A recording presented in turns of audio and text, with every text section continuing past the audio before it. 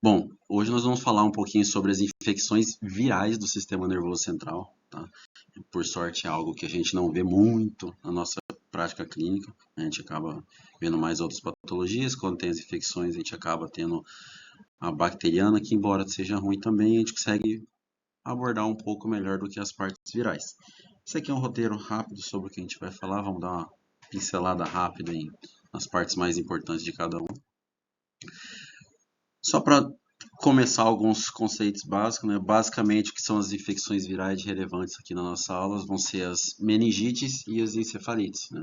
Em alguns lugares fala meningoencefalite, que querendo ou não, o espectro das duas acaba misturando muito. É muito difícil você conseguir diferenciar um caso, bater o martelo e falar isso aqui é só uma meningite, isso aqui é só uma encefalite, porque às vezes elas acabam misturando e mesmo que tenham sintomas de uma, elas podem ter o acometimento da outra de outra síndrome associada. Então a gente não consegue realmente bater o martelo em relação a isso. Isso já é um problema das infecções virais, né?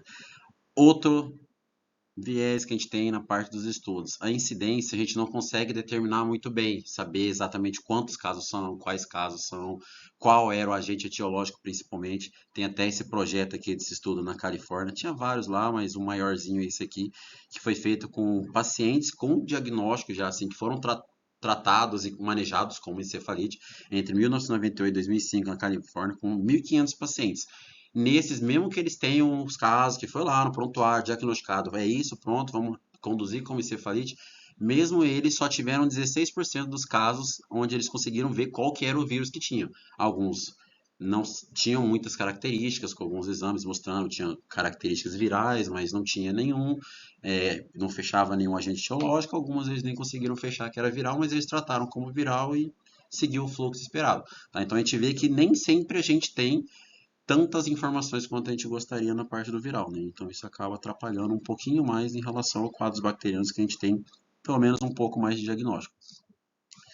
A gente tem vários vírus que podem infectar o sistema nervoso central. A gente, claro, baseado na nossa região, a gente sempre tem os mais comuns, os mais frequentes, mas se você for para qualquer lugar do mundo, você vai ter vírus diferentes, cepas diferentes, coisas diferentes, que você pensou que nem existia, lá tem um vírus novo que vai causar encefalite, e é comum para eles, tá? Então é muita coisa que pode acometer. A maior parte dos vírus, eles podem fazer tanto a meningite quanto a encefalite. Alguns têm mais preferência para meningite, alguns têm mais preferência para encefalite, mas como eu disse, não tem uma regra propriamente dito, né? Você pode achar, não, tem aqui um herpes simples tipo 1, por exemplo, que está mais associado com encefalite, então vai ser encefalite. Pode ser que ele tenha uma meningite, né? E o mesmo caso, que geralmente causa meningite, pode dar encefalite também. Então não existe essa regra de você ter tal vírus, você saber qual que vai ser a sua síndrome, né? Aí, as causas mais comuns dos vírus são esses herpes simples, então é o que a gente mais vai ter e é o que a gente tem um tratamento mais com nível de evidência, então a gente foca mais nesse, tá? Mas a gente pode ter qualquer outro vírus baseado na onde você está, na sua localização geográfica, se você tem algum histórico de viagem, se você está tendo um surto na sua região, algumas características de quadro clínico vão acabar sendo um pouquinho sugestivo de alguns vírus. Então a gente tem algumas pistas no exame físico e na anamnese do paciente que podem guiar a gente para a gente tentar achar algum caso mais diferente. A gente tem alguns mais incomuns, como varicela zoster, herpes Epstein-Barr, HIV, herpes, vírus humanos, parvovírus e até o Zika pode causar casos de encefalite e meningite.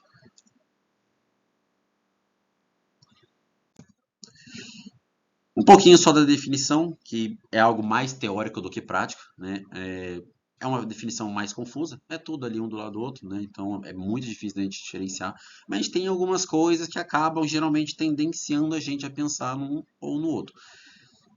Principalmente a parte da função cerebral, a gente vai pensar mais no acometimento por uma encefalite. Então, se você tem um paciente que tem essas características de alteração de estado mental, déficit motor ou sensorial, alteração de comportamento, fala, movimento, personalidade, qualquer dessas alterações mais da função mesmo do cérebro, a gente vai ficar mais tendencioso a achar que é um quadro de encefalite.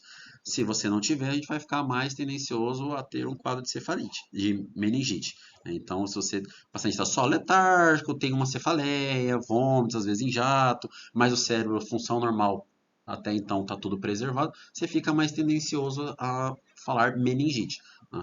E como eu disse, em alguns lugares eles colocam simplesmente meningoencefalite. Então, eles preferem não tendenciar você a focar muito num diagnóstico só, então em alguns lugares coloca meningoencefalite viral e a gente trata como essa síndrome um pouco mais ampla, né? Mas é só mais fins práticos mesmo. Há outras manifestações neurológicas da encefalite que não são tão comuns, mas a gente pode apresentar, são a hiparesia, paralisia flácida e parestesias, que geralmente a gente pensaria em outras coisas que não sejam encefalite, então a gente precisa ficar atento em relação a isso. A gente pode ter também convulsões, estado pós-ictais, que geralmente são mais comuns em encefalite, também podem ser observados em pacientes com meningite, tá? Então, tudo isso mostra, né, repetindo várias vezes a mesma tecla, que a gente não vai conseguir, só pelo sintoma, diferenciar os dois. Em relação a se é aqui está encefalite, mas era meningoencefalite, abrangendo as duas, para quadros primários ou pós-infecciosos.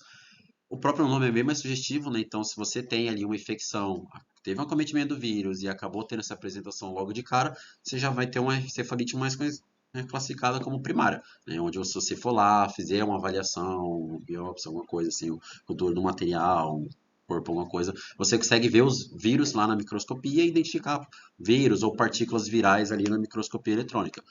A pós-infecciosa é um quadro um pouco mais tardio, você tem uma infecção e num quadro mais arrastado, assim, pós alguns dias ou semanas, o paciente começa a ter sintomas neurológicos de cefalite ou meningite, por um quadro mais, às vezes, autoimune, inflamatório, um pós-infeccioso, tudo isso pode acabar gerando uma cascata de inflamação ali que o paciente acaba tendo esse acometimento. Não necessariamente você conseguir identificar nessa hora um vírus provavelmente dito. Esse é um dos casos que a gente não vai conseguir ver um vírus ali, não vai conseguir identificar nada, então esse aí já é um que acaba prejudicando essa estatística de etiologia, né? Então a gente pode acabar tendo esse quadro também. Em relação ao quadro clínico da meningite, da encefalite, são quadros bem quadros gerais, né, sintomas gerais, febre, mal-estar, dores musculares, náuseas, vômito, hiporexia, cefaleia, pode estar presente nas duas, do mesmo jeito que pode ter tudo isso aí e não ser nada neurológico. Então é um quadro que inicialmente só isso não vai fazer você ficar tão atento. Às vezes a cefaleia deixa a gente um pouco mais ali com a pulga atrás da orelha, mas se o paciente não tiver um mal-estar, febre, dor muscular, a primeira coisa que a gente vai pensar geralmente não é neurológica. Então é um quadro bem geral, bem específico, que não é tão sugestivo. Agora, a gente tem alguns sintomas que vão levar a gente a pensar, a ficar mais tendencioso a pensar, pelo menos no acometimento primário, na parte neurológica. Aí, mais tendencioso ainda para encefalite, é estado mental alterado, que pode ser desde déficits sutis, coisinhas pequenas, o paciente está meio confuso, o paciente está com dificuldade de fala, até o paciente que tem uma paresia, uma paralisia completa ali, que pode ser uma encefalite. Pode ter convulsão, estado pós-ictal prolongado, achar que é uma epilepsia ou quadro convulsivo por qualquer outra coisa, na verdade ser só uma infecção e inflamação do sistema nervoso central. Anormalidades neurológicas focais pode ser qualquer coisa, até questão de reflexos, de tendões, tudo isso pode ser também uma apresentação clínica de cefalite, então é algo bem pouco específico. E para o quadro mais na meningite, o que seria um pouquinho mais focado é a questão da fotofobia, rigidez de nuca, que são um pouquinho mais específicos para meningite, mas também não consegue bater o martelo nisso. Em relação ao exame físico, não tem um achado específico que você examina o paciente e fala, esse paciente está com meningite, né? A gente não consegue ter um diagnóstico tão fácil assim, infelizmente não é tão fácil do jeito que a gente queria, ir lá examinar o paciente e falar, você está com uma meningite viral e, de preferência, o agente etiológico. Tem algumas pistas no exame físico que são coisas assim, bem extrapoladas pelo que eu olhei em alguns cantos, assim, são poucas o nível de evidência, assim, falar, tem isso, é bem sugestivo. Mas a gente tem algumas pistas, por exemplo, parotidite. Se você tem um paciente que você vai estar suspeitando que ele tem uma encefalite e ao mesmo tempo ele tem uma parotidite, você pode ficar mais tendencioso a pensar numa encefalite pelo vírus da cachumba. Se o paciente não for vacinado, tiver tudo isso e tal, você vai acabar ficando tendencioso porque é algo que você tem no exame físico de um paciente que sugere um vírus e ele tem possivelmente uma encefalite viral. Então você junta as duas informações e acaba sendo um pouco mais sugestivo. Tá? Do mesmo jeito que você tem várias outras coisas. Se você tiver, por exemplo, uma paralisia flácida, que tem um quadro parecido com uma poliomielite aí, que vai evoluir para uma encefalite, você pode pensar na infecção pelo vírus do Nilo ocidental. Né? Então, assim, são coisas que alguns achados que não são tão comuns, né? Que a depender da sua região que você tiver, se você tiver, claro, uma região que tenha um surto, tudo isso, disso a informação vai ser um pouco maior. No nosso meio, não sei se a gente ficaria tão tendencioso a pensar nisso, mas a gente tem várias outras doenças aí, outros achados físicos, por exemplo, tremores de pálpebra, língua e lábio, que pode ser encefalite de St. Louis, é, achado de hidrofobia, tudo que pode sugerir com aerofobia também, com raiva encefalítica. Se você tiver uma vesícula agrupada num padrão, num dermátomo, aí sugere um pouco mais varicelas ósseas. Então, assim, são outras pistas que você pensaria em vírus de outras coisas. Num quadro de encefalite, você vai, obviamente, se você tem um vírus e um paciente com uma encefalite, você vai pensar que essa encefalite seja por conta desse vírus, não por conta de outro, tá? Mas são coisas bem específicas também que só servem mais para ajudar você um pouquinho a pensar. Mas infelizmente a gente não tem um sinal patognomônico, não tem um exame físico clínico muito característico, não tem um sinal, um sintoma que a gente consiga bater o martelo, né? Então a gente tem coisas mais sugestivas, menos sugestivas, mas a gente não tem uma ligação muito boa com o diagnóstico. Nos exames complementares, que é algo que geralmente a gente lança a mão em casos assim, onde a gente não tem um exame físico muito rico. Nós também não temos um exame que consegue fechar o martelo. A gente tem algumas pistas que a gente consegue. Por exemplo, a tomografia. Ela é mais para uma exclusão do que uma confirmação. Então a gente consegue tirar alguns diagnósticos diferenciais ao invés de confirmar a meningite, né? Então você vai lá, vai fazer, por exemplo, a gente está com déficit motor, está com alteração de fala, né, hemiparesia direita, a gente pensaria um quadro mais expansivo, tumoração, alguma coisa assim. Então a gente faz a tomografia para descartar esses outros quadros, né? Então a gente consegue mais descartar diagnósticos diferenciais do que confirmar alguma coisa na meningite com a tomografia, né? Se você tiver, por exemplo, hidrocefalia, num quadro sugestivo de meningoencefalites, você pode sugerir etiologias não virais, como bactérias, fungos ou agentes parasitários, que é o que mais vai dar hidrocefalia. Então a gente consegue mais para tendenciar a outros diagnósticos também do que confirmar. A ressonância magnética, que é um outro exame que nós podemos fazer, ela serve mais para a gente poder ver quadros de desmelinização. Então a gente consegue ver essas alterações. E se tiver presente em um quadro sugestivo de encefalite, ela pode talvez mostrar alguma etiologia, a depender de qual lobo tiver, do padrão que tiver, tem alguns padrões específicos que podem ser acometimento de Nilo ocidental, zika e tudo mais. Algo bem mais específico, mas é uma possibilidade, uma pista que a gente pode usar também. Na encefalite pós-infecciosa, a ressonância magnética vai mostrar lesões multifocais envolvendo principalmente a substância branca supratentorial. Então a gente consegue ver esse padrão de alteração multifocal e aí a gente fica mais tendencioso a não pensar em uma etiologia primária, e sim algo mais tardio. O eletroencefalograma, que é outro exame que a gente pode fazer, ele geralmente costuma ser alterado na encefalite aguda, até pela própria função da alteração, né, da função do cerebral normal. Então, como não vai estar normal, no eletroencefalograma ela vai poder ver essa alteração.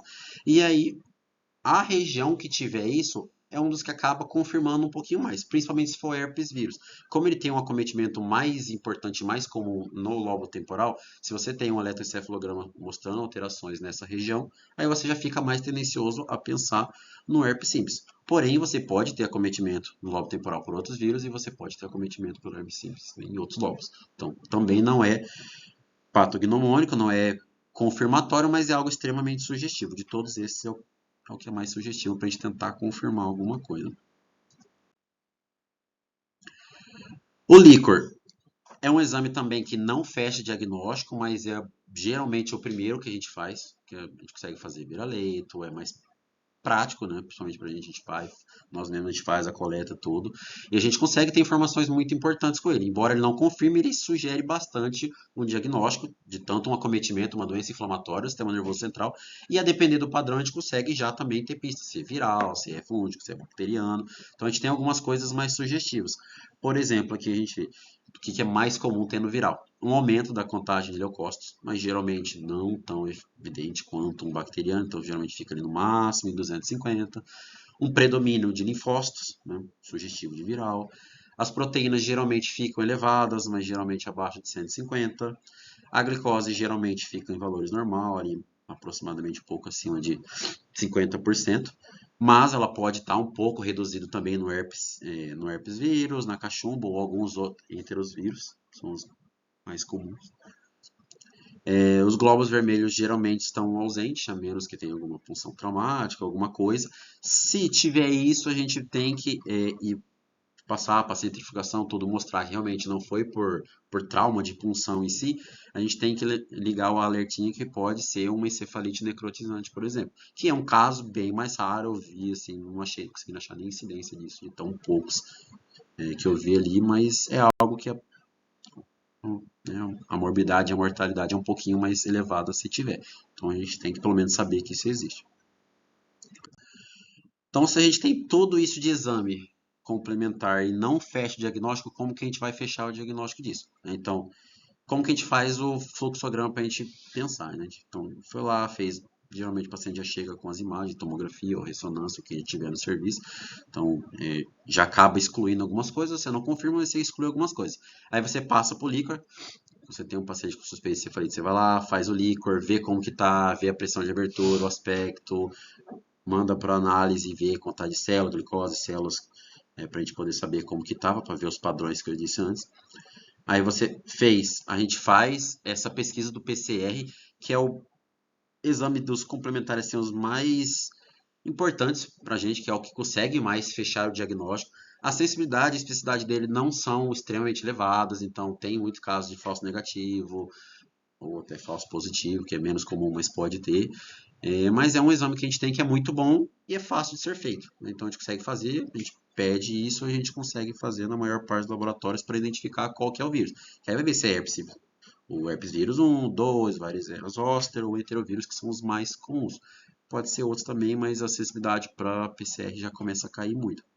Então a gente vai, faz isso, né? A identificação é um exame rápido, consegue fazer de forma muito rápida isso. Aí o tipo 1 é um pouco mais sensível e específico para encefalite, o tipo 2 é um pouquinho mais sensível e específico para meningite, mas pode ser para qualquer um dos dois. Os testes sorológicos, eles podem ser usados, a sensibilidade e especificidade dele é muito mais abaixo do que o PCR, então não tem todos os vírus também, então além de ser mais limitado, menos sensível e menos específico, então a gente acaba não usando ele pelo menos de primeira linha, digamos assim, logo de cara. A gente guarda mais esses casos com pacientes que não estão melhorando, que você vai lá, fez o PCR, deu negativo, ou até tem um herpes vírus, você está tratando, que tem um tratamento adequado e não está melhorando. Aí a gente acaba lançando mão para ver se não tem algum outro vírus associado ou alguma outra coisa que às vezes com o PCR deixou passar. Então a gente acaba fazendo mais isso pensando em outros vírus que não tem no PCR. Testes adicionais, por exemplo, sorologias, teste para HIV, para ver questão de imunocompetência, a gente vai fazendo baseado no quadro do paciente, para onde ele viajou, história clínica, se tem algum outro achado, perda de peso, alguma atividade sexual desprotegida e tudo mais, só para ver se a gente consegue ajudar a descobrir o que o paciente tem. A avaliação diagnóstica dessas etiologias infecciosas não virais, por exemplo, bactérias, fungos, micobactérias e até mesmo não infecciosas, né? Não só de não ser vírus, de não ser uma infecção em si, também tem que ser considerado principalmente nos pacientes que não estão em melhora. Então, você começou o tratamento e não está melhorando, a gente pensaria em outros casos também, expandiria um pouco mais o diagnóstico.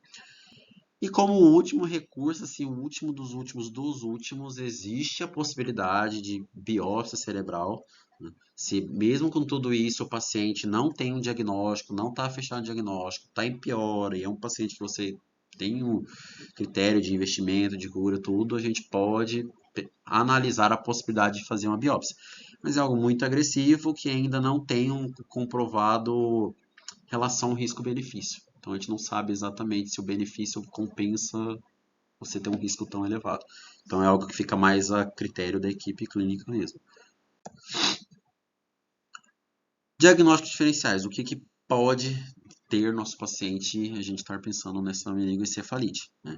Etiologias não infecciosas que mimetizam infecções do sistema nervoso central, como por exemplo tumores primários, intracranianos ou até mesmo metastático, efeitos adversos de medicações, doenças autoimunes, paraneoplásicas, então tudo isso pode dar acometimentos neurológicos, sugestivo também de meningoencefalite e não ser meningoencefalite, um abscesso cerebral, sífilis, meningite tuberculosa, meningite fúngica, delírio induzido por próprias medicações. Então, tudo isso pode dar qualquer alteração neurológica. Então, é algo que a gente tem que pensar também. Tá? Então, a gente não pode esquecer que existe essas patologias. Tratamento. Infelizmente, não existe tratamento para a maior parte das infecções virais do sistema nervoso central. E quando eu digo maior, é 99,9% dos vírus. Basicamente, nós temos evidência, né, comprovada para tratamento só no quadro do herpes simples mesmo, né, que é feito com aciclovir, 10 mg quilo IV, de 8 em 8, e deve ser iniciado o mais rápido possível se o paciente tiver encefalite sem qualquer explicação aparente. Então, basicamente, você chegou num quadro que você suspeitou de meningite. Aí você parte pro leque, você acha que é bacteriano ou viral. Aí, geralmente, nesse momento que a gente faz o líquor, com o líquor, se ele for sugestivo de infeccioso, de viral, antes de qualquer coisa, geralmente a gente já começa a ciclovir. Então, antes de PCR, sorologia, qualquer outro exame, a gente já começa a ciclovir. Por quê? O aciclovir, caso seja um caso de herpes simples, que é a maior parte dos casos, pelo menos, e sempre os casos tratáveis, ele mostra muita melhora de mortalidade e morbidade com o tratamento precoce. Então, quanto mais a gente perde de tempo de tratamento, mais isso vai diminuir a chance de cura e de resolução sem sequelas desse paciente. Então, a gente precisa iniciar o mais rápido possível com a aciclovir, até porque é o único tratamento que a gente tem disponível, e aí avaliar. Ah, descartou herpes simples, eu tenho certeza que não é herpes, que não precisa do aciclovir. Aí a gente suspende o tratamento e infelizmente a gente parte mais para medidas de suporte, né? Como os outros vírus não têm um tratamento específico curativo, aí a gente vai tratar o que o paciente tem. Se tem febre, a gente vai dar antitérmico, o paciente está com dor, a gente vai dar analgesia, se tiver alguma outra repercussão neurológica, a gente vai tentar cuidados neurológicos, neurocrítico, o que for necessário para esse paciente, tá? Mas a gente não consegue mais fazer a parte curativa desse paciente, né? Infelizmente, o curativo que a gente tem é só a ciclovir mesmo. Então, o aciclovir também sempre vai ser iniciado também se o paciente tiver encefalite pelo vírus varicela zoster. Tá? Também tem indicação para isso. É muito mais indicação, melhor mortalidade e morbidade no herpes, mas a gente consegue melhorar também. E o prognóstico? Infelizmente, a gente não tem muitos estudos sobre o prognóstico desses pacientes, tá? Porque, como lá no primeiro slide eu disse, a gente não consegue. Alguns estudos são um pouco mais rigorosos, digamos assim, para a questão de inclusão do paciente. Então, você tem que ter um diagnóstico para você poder comprovar que teve alguma melhora ou não, e a gente vê que nem sempre a gente consegue comprovar que tem vírus, qual que é o vírus, então acaba sendo muito difícil esses estudos. E os estudos, poucos estudos que tem, são mais para curto prazo, são questões de meses ou anos, que a gente sabe que para pacientes neurológicos, 1 ano, 2 anos, às vezes é pouco. Né? Então a gente tem poucos estudos com pouco prazo. O que tem um pouquinho mais de paciente é esse estudo na França, com 167 pacientes que tiveram encefalite, que eles avaliaram, fizeram uma busca ativa desses pacientes 3 anos depois da notificação. Então a gente vê que desses pacientes, 61% seguiram sem sequelas. Então, mesmo boa parte não tendo diagnóstico, fazendo só tratamento de suporte, ou aciclovir, que era o que tinha, mesmo às vezes não fechando completamente o diagnóstico de herpes, a maior parte ficou sem sequela. Então isso é algo pelo menos bom. 18% ficou com deficiências leves, 14% com sequelas graves e 1% apenas em estado vegetativo. Né? As sequelas foram incluídas como dificuldade de concentração, distúrbio comportamental, de fala e perda de memória, então a maior parte dessas leves é só alterações às vezes um pouco de memória, de curto prazo, tudo mais, ou uma déficit de atenção que ficou depois, e os graves ficou mais para comportamento, fala de forma mais acentuada e tudo mais. E 25% dos pacientes não retornaram às suas atividades laborais pregressas. Então a gente vê que apesar da maior parte ficar sem sequela pelo Pelos relatos aqui, a gente vê que um quarto não conseguiu voltar à sua vida normal. Então, querendo ou não, é um prognóstico meio ruim. E é isso.